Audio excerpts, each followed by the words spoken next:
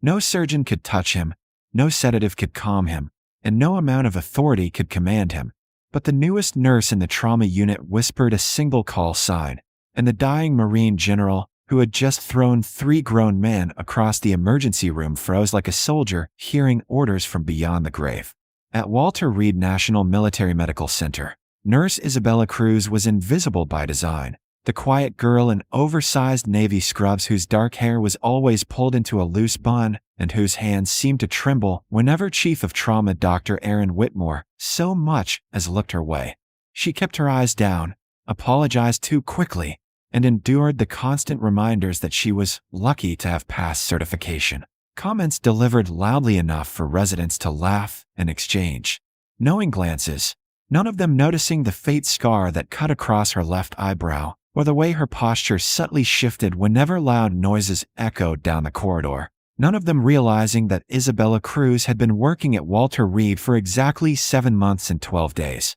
Long enough to become forgettable, but not long enough to invite scrutiny. Long enough to blend in, but not long enough for anyone to wonder why her employment history began abruptly in 2021 with nothing before it but a clean digital slate. She was adjusting a saline drip for a recovering corporal when the automatic ER doors burst open with a crash of cold air and chaos. Medics shouting over one another as they barreled in with a gurney moving too fast for hospital protocol. And the man strapped to it was massive, easily 6'4" with shoulders that strained the torn remains of his dress blues, blood saturating gauze at his abdomen and chest while his fists thrashed with frightening precision. Not blind panic, but trained combat response. And the lead medic's voice cracked as he shouted, "Incoming GSW, 3-star Marine General, multiple center mass hits, BP crashing, combative, sedatives ineffective."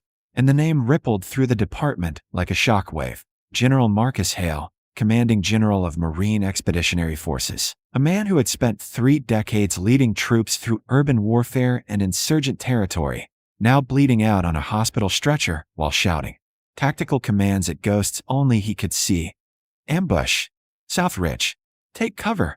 he roared, swinging his arm so hard he knocked a crash cart sideways, metal clattering across tile as 2 orderlies lunged to restrain him only to be thrown off with brutal efficiency, his movements too calculated to be random, his eyes blown wide not with madness, but with the muscle memory of a battlefield still unfolding inside his fractured mind. And Dr. Whitmore stepped forward barking orders about propofol dosages and leather restraints while security guards hovered near there, holsters unsure whether to treat him as a patient or a threat. Because even wounded and hemorrhaging, Marcus Hale radiated command authority that made men hesitate.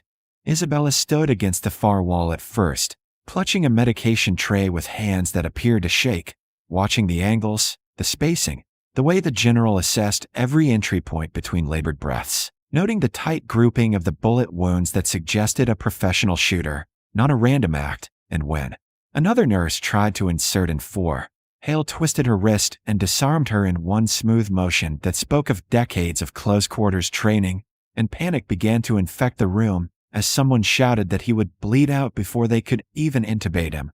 And Dr. Whitmore snapped, "Sedate him now or we lose him."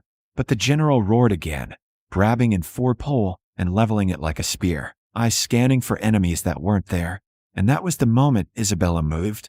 She didn't rush, didn't flinch, didn't ask permission. She stepped into the center of Trauma Bay 3 with her hands open and empty, and Whitmore's voice cut after her. "Cruz, get back, that's an order." But she ignored him, walking forward with deliberate calm while security tensed, expecting her to be thrown aside like the others. And General Hale's wild gaze snapped to her, chest heaving, blood seeping through improvised dressings, and for a heartbeat the entire ER held its breath. She was small beside him, barely 5'4", dwarfed by his frame, yet her shoulders straightened almost imperceptibly, and when she spoke her voice no longer trembled. It carried a quiet steel that sliced through the chaos like a blade. "Spartan 6, she said softly, using a tone no civilian nurse should know. "This is Phoenix." And the effect was instantaneous, like a radio frequency finally tuned correctly after static, because the general's raised arm halted mid-swing, his eyes focusing with razor clarity, as if the fog had lifted. and he stared at her face searching for something beyond scrubs and badge. Negative, he rasped, disbelief mixing with pain. Phoenix is Kia. But Isabella stepped closer, close enough that only he could hear her next words. You're stateside, sir. Walter Reed. Threat assessment complete. No hostiles present. Stand down. And the transformation was visible to everyone watching as the fight drained from his body not because of medication, but because of trust, ancient and hard-earned. And the four-pole clattered harmlessly to the floor as his massive frame swayed. Isabella closed the distance in 2 quick strides, catching him before he collapsed, controlling his descent with surprising strength that contradicted her timid persona, guiding him back onto the trauma bed while murmuring, "I've got you." And the general's blood-slicked hand reached weakly toward her wrist as if confirming she was real, whispering one word that sent a ripple of confusion through the staff, who didn't understand its weight. Phoenix.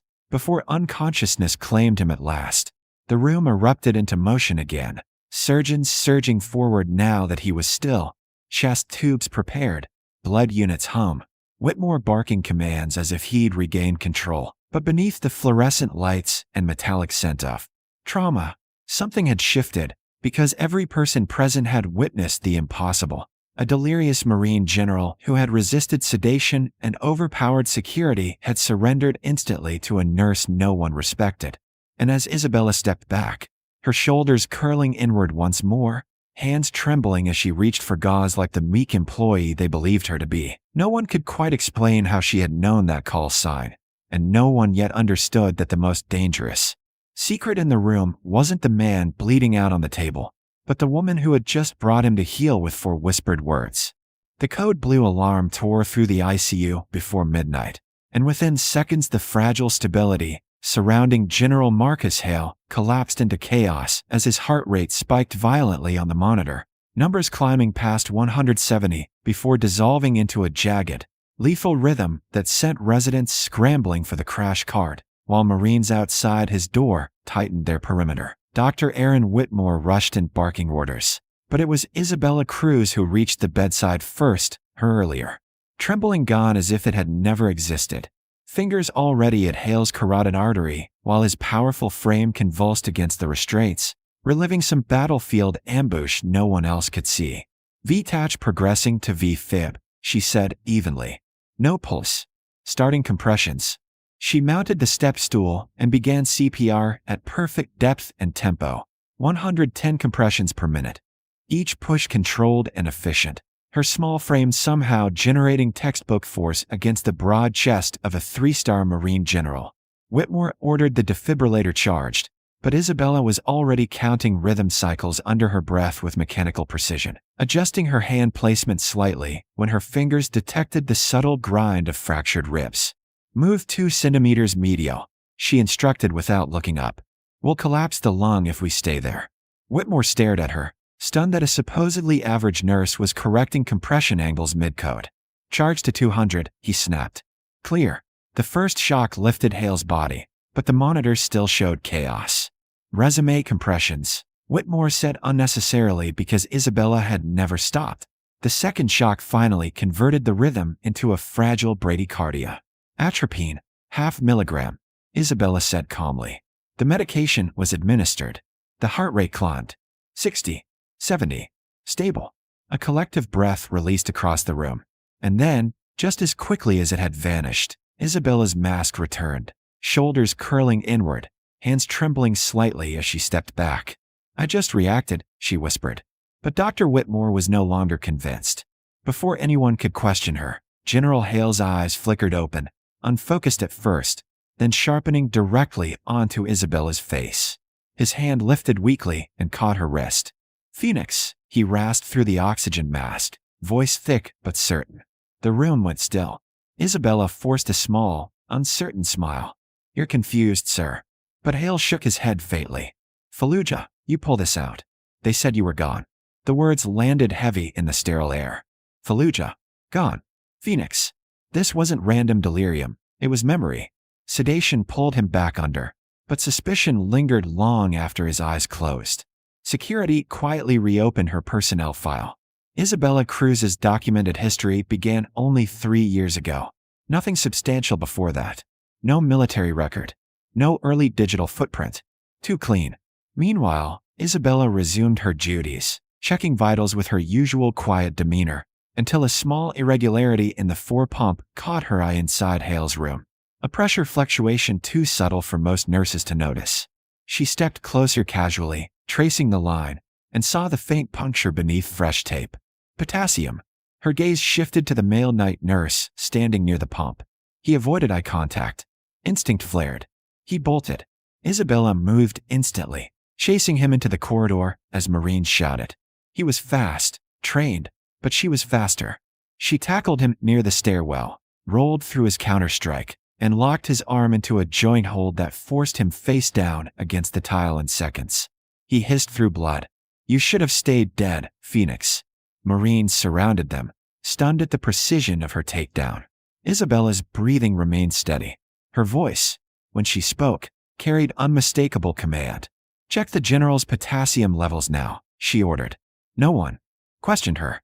And as the infiltrator was dragged away, every doctor, Marine, and security officer in that hallway understood something undeniable. The quiet nurse they had dismissed wasn't just unusually skilled. She was someone who had once stood in combat beside General Marcus Hale, and someone who clearly was never meant to survive it. By dawn, the truth was no longer containable. The infiltrator talked before federal custody took him, and the name he gave unraveled everything. A senior defense official orchestrating illegal black site detentions, silencing anyone who threatened exposure, and ordering General Marcus Hale's assassination when the general discovered the evidence. A second strike team attempted to breach the hospital at first light, but this time they met a defense coordinated not by panic, but by precision. Isabella no longer pretended.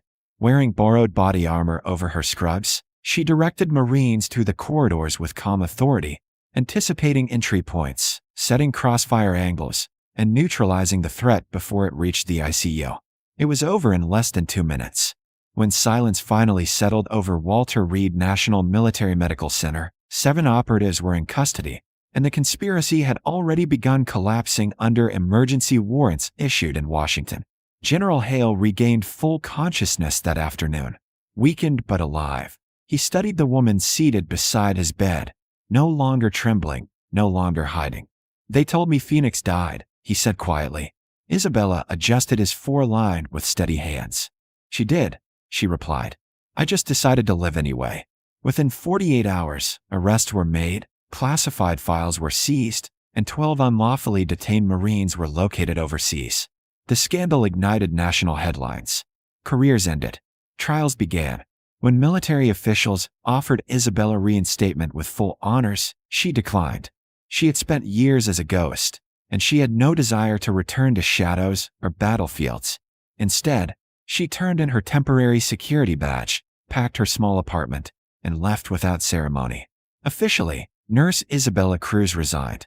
Unofficially, Phoenix vanished once more. But this time, she left behind something different. Not destruction, not silence, but proof that sometimes the most dangerous warrior in the room is the one no one sees until it's too late.